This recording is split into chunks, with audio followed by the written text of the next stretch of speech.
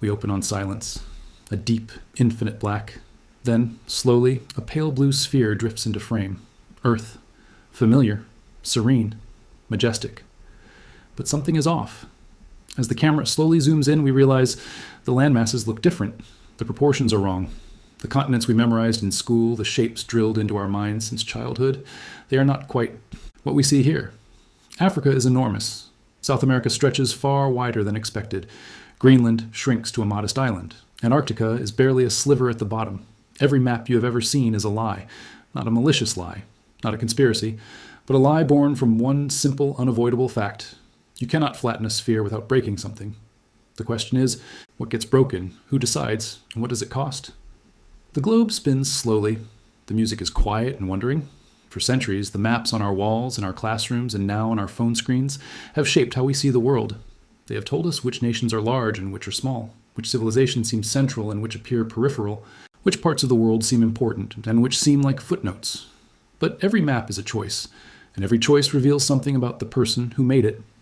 A professor stands before a massive world map pinned to the wall. It is immediately recognizable. The classic Mercator projection, the map seen in nearly every school in the Western world for the past 400 years. She traces her hand across it slowly. Gerardus Mercator was a Flemish cartographer working in 1569. He was not trying to deceive anyone. He was trying to solve a very real problem. How do you help sailors navigate the open ocean? His projection does that brilliantly. Draw a straight line on a Mercator map, and it represents a constant compass bearing. For ships crossing the Atlantic, this was revolutionary. She pauses, looking at Greenland, which on this map appears roughly the same size as Africa. But here is what Mercator never intended to happen. His map, designed for navigators, became the default map of the world. It ended up on classroom walls and encyclopedias in government offices, in our minds. And once it entered our minds, it began to quietly reshape our understanding of global geography in ways that were never accurate. The Mercator projection distorts size dramatically as you move toward the poles. Countries closer to the equator, like the nations of Africa, South America, and Southeast Asia, appear far smaller than they actually are. Countries closer to the poles, like Russia, Canada, Greenland, and Northern Europe, appear far larger. The distortion is not subtle. Greenland on the Mercator map appears roughly the same size as the continent of Africa. In reality, Africa is 14 times larger. Africa could contain the United States, China, India, Europe, Japan, and the United Kingdom combined, and still have room to spare. But for generations, students around the world were handed a map that made Africa look like a small neighbor to Europe, rather than the vast, dominant landmass it actually is. Maps do not just describe the world, they argue about it. Every decision a cartographer makes, what goes in the center, what gets bigger, what gets labeled, reflects a worldview. Sometimes that worldview is innocent, often it is not. A historian sits surrounded by antique maps. Behind her, framed on the wall, when European cartographers placed Europe at the center of their world maps, they were not making a neutral geometric decision.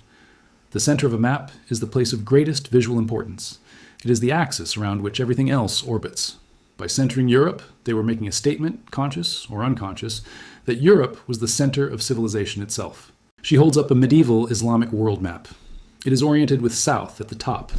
Islamic cartographers of the Golden Age, like al-Idrisi in the 12th century, made maps that placed south at the top and centered on the Arabian world. Chinese cartographers of the same era placed China at the center and called it, literally, the Middle Kingdom. Japanese maps for centuries showed Japan as the natural pivot of the Pacific. Every culture made maps that reflected its own sense of where the world began. There is no correct center to the Earth. The planet is a sphere. Any point can be the center of a flat map. But we have been trained to see one version, and that training has consequences far beyond geography.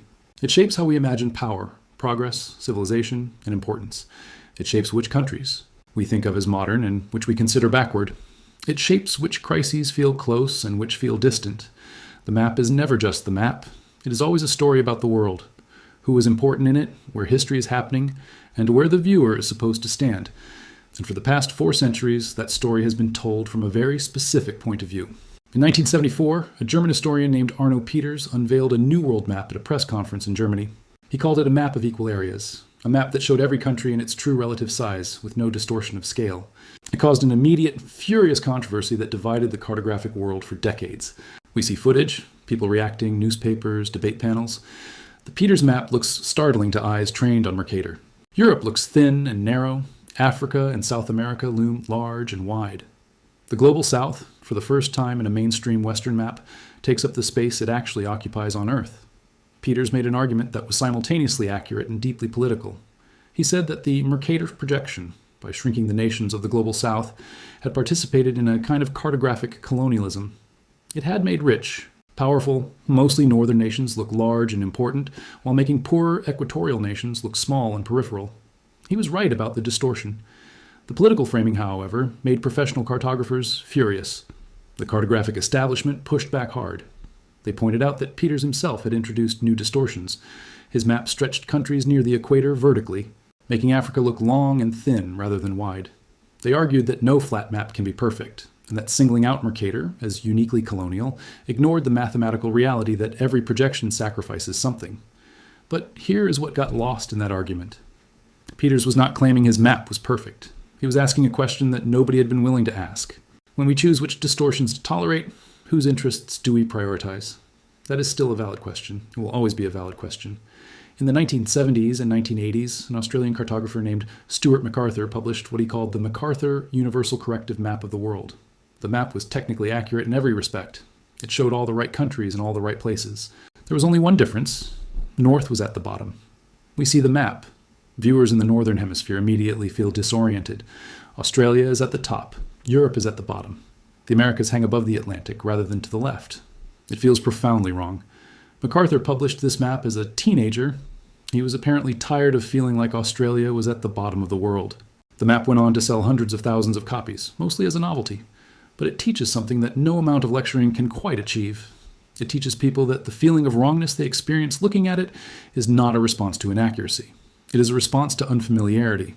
She lets that settle before continuing. The north-up orientation has no scientific basis. There is no up or down in space. The convention of placing north at the top of maps became dominant in Western cartography during the age of exploration. It was a European convention that spread with European power. The upside-down map does not show you a different world. It shows you the same world differently. And the discomfort you feel tells you everything about how deeply your map assumptions are embedded in your subconscious. Some of the most important maps in history are the ones that were never widely distributed. Maps that showed a different world, not because they distorted geography, but because they prioritized information that dominant cultures preferred to ignore or could not recognize. A curator carefully lifts an old, hand-drawn map from a protective case. It shows the Pacific Ocean at the center, vast, dominant, surrounded by the Americas on one side and Asia on the other.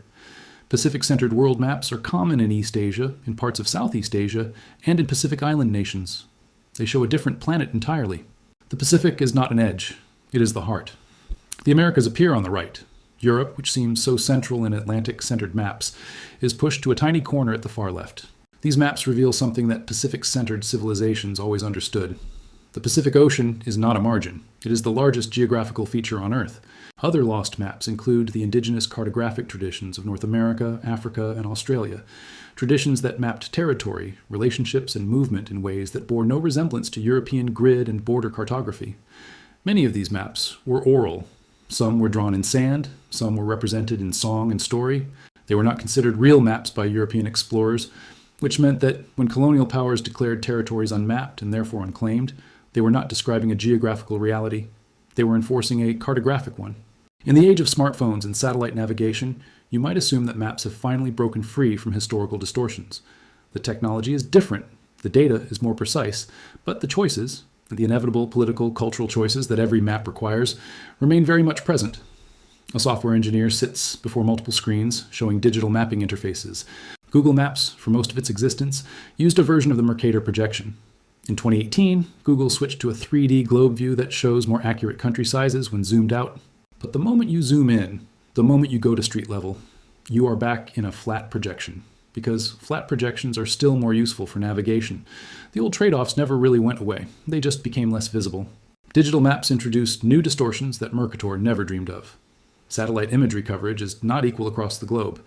Wealthy urban areas in North America, Europe, and East Asia are mapped in extraordinary detail. Street view photography, indoor maps, real-time traffic data, large portions of sub-Saharan Africa, rural South Asia, and island nations in the Pacific are mapped at a fraction of that resolution. The digital map, like the paper map before it, reflects the distribution of power and investment in the world. There's also the question of what gets labeled. When you open a mapping app and look at a region, The algorithm decides what is important enough to display at each zoom level. In Western cities, every coffee shop and parking garage appears. In other parts of the world, entire communities can be invisible. They exist on the ground, but not on the map. And in the modern world, if you are not on the map, you do not get deliveries.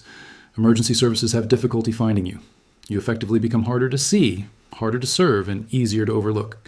Many of the borders we see on world maps today were drawn by people who had never set foot in the territories they were dividing. The Sykes-Picot Agreement that carved up the Middle East was drawn by British and French diplomats in 1916, using maps that were themselves imprecise and incomplete. The borders of African nations were established at the Berlin Conference of 1884 and 1885 by European powers, who divided the continent with a ruler and almost no consultation with the people living there. These lines split ethnic groups, ecosystems, trade routes, and watersheds with spectacular indifference to local reality. And yet, on the map, these lines appear clean, authoritative, fixed. The visual language of cartography, the clean stroke of a border, the confident label of a national name, communicates certainty where there is often profound dispute, ongoing conflict, and legitimate competing claims. Different countries literally publish different maps. India and Pakistan both publish official maps, showing Kashmir as belonging entirely to them. China publishes maps that include contested territories in the South China Sea, the Himalayas, and Taiwan. If you use a mapping app developed in China, you see a different political world than if you use one developed in the United States or India. The map has always been a political document. Digital mapping just made that more immediate and more globally visible. Some of the most urgent mapping debates today are not about historical projections or political borders. They are about who gets counted and who gets left off the map entirely. A data analyst pulls up a world map covered in density visualization, clusters of data points representing mapped population. The gaps are striking and impossible to ignore. There are an estimated 1 billion people in the world who lack a legally recognized address. Without an address, you cannot access most formal financial services, healthcare systems, or government programs. You cannot vote in many places. You cannot receive mail or official documents. You exist in physical space, but not in administrative space. And administrative space in the modern world is increasingly defined by digital mapping systems built by private corporations in wealthy countries. Organizations like OpenStreetMap, a collaborative open-source mapping project, have worked to fill some of these gaps. Volunteer mappers around the world contribute local knowledge, adding roads, buildings, villages, and resources that commercial mapping companies have never prioritized. They are arguments. And the question of who gets to make maps and whose reality those maps reflect is one of the defining questions of our era. Modern cartographers and mathematicians have spent the past century developing alternative projections that attempt to solve the problems Mercator created. Some have found real audiences, some remain curious curiosities. All of them offer a different way of seeing the same planet. A cartographer sketches at a drafting table, surrounded by printouts of different world maps. The Winkle triple projection is now used by the National Geographic Society for its standard world maps. It balances 3 properties: area, shape, and distance, better than most alternatives. It is not perfect, but it is a considered and thoughtful compromise. The Dymaxion projection, developed by the architect Buckminster Fuller, unfolds the globe across a 20-triangle icosahedron and can be arranged with almost any point at the center. It has almost no distortion of relative size or shape. It just looks utterly alien to eyes trained on Mercator. She holds up a print of the Dymaxion map. The continents drift across an irregular, faceted surface. There is no obvious top or bottom. The land is connected, continuous. Fuller's point was that the Dymaxion map shows something important. There are no separate continents. The landmasses of the world form one great connected island, ringed by one continuous ocean. When you see it that way, you understand that the divisions we have drawn on the globe are not geographical realities. They are cultural and political choices made by human beings at particular moments in history. The planet is far more unified than any conventional map has ever suggested. Perhaps the most radical reimagining of maps is not a new projection or a smarter algorithm. It is the recovery and recognition of cartographic traditions that European mapmaking tried to erase, dismiss, and replace. We see sweeping landscapes, the Australian outback glowing red at sunset, the Canadian Arctic under a pale winter sky, the Amazon basin in full green abundance. My ancestors did not need a paper map to navigate 50,000 square miles of country. They had songlines, routes across the landscape that encoded geographic information in music and story. Every hill, every water source, every seasonal camp had its place in a song. You could travel the entire continent if you knew the songs. That is a mapping system of extraordinary sophistication and reliability. It just does not look like a European map, so it was not recognized as one. Today, indigenous communities around the world are working to create maps that integrate their own geographical knowledge with modern digital tools. The results are sometimes stunning. Maps that show not just physical geography, but seasonal patterns, wildlife corridors, sacred sites, and the intricate relationships between human communities and their landscapes that have developed over thousands of years. These maps do not replace satellite imagery. They complete it. The land does not belong to the map. The map belongs to the land. When we make our own maps, we are not just recording geography. We are asserting that we know this place, that we belong here, that our relationship with this landscape is real, ancient, and ongoing, whether or not a European cartographer ever chose to draw it. Most of us carry a map in our pocket every day now. It fits in a rectangle of glass and metal. It tells us where we are, where to go, and how long it will take. It is, by many measures, the most accurate and detailed map that has ever existed in human history. We see people looking at phone screens on streets around the world. London, Lagos, Mumbai, Sao Paulo, Seoul. The same gesture, the same posture, the same small glowing screen. But the map in your pocket was made by someone. Its data was collected by someone. Its priorities were decided by someone. Its borders are drawn according to the policies of whoever owns the server. When you look at it, you are not seeing the world. You are seeing a version of the world. Sophisticated, useful, real in many ways, but still shaped by choices that were made on your behalf without your knowledge or your input. Understanding that does not mean distrusting the map. It means understanding what a map actually is, not a fact, not a photograph, not a neutral recording of reality. A map is an argument. It is a conversation about what matters and what does not, about what is central and what is peripheral, about whose world we are describing, and from whose point of view we are supposed to be seeing it.